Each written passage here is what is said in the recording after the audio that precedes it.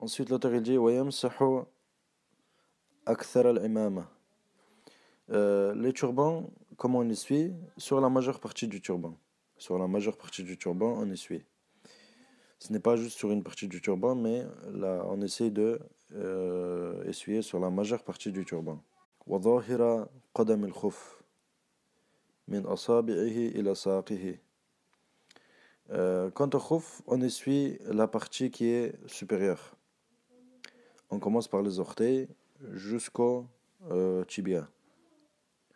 On pose les mains mouillées, humides, au-dessus des orteils et on les ramène en essuyant jusqu'au tibia.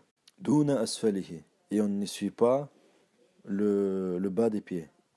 Donc le bas des khuf, on n'essuie pas. C'est que la partie supérieure. Wa aqibihi.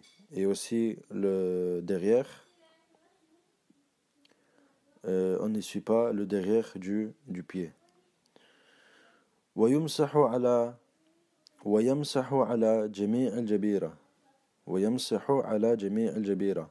Quant au plâtre, ce qu'on appelle le jabira, le plâtre ou le pansement, on essuie dessus de manière totale. Quant à el jabira, on essuie dessus de manière totale. Vous avez vu, les khouf, on essuie la partie supérieure. Le turban, on essuie la majeure partie. Quant au pansement et plâtre, on essuie la totalité du plâtre. ومتى ظهر بعض محل الفرض بعد الحدث استأنف الطهارة. Il dit, et si quelqu'un, une partie de la partie qui est obligatoire à laver, et on a vu que la partie obligatoire à laver des pieds par exemple, c'était tout le pied plus les chevilles avec les deux os qui sont inclus.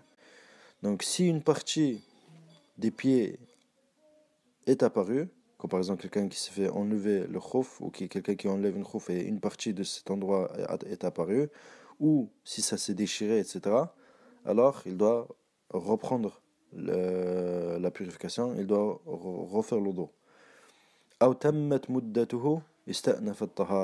Et aussi, si la durée de l'essuyage elle est terminée, on reprend la purification. Donc au bout de 3 jours et 3 nuits pour le voyageur, il doit enlever ses khuffayn et il doit refaire le dos. Et pour le résident, 1 jour et 1 nuit, si la durée est dépassée, il va devoir refaire la purification. Il va devoir refaire le dos.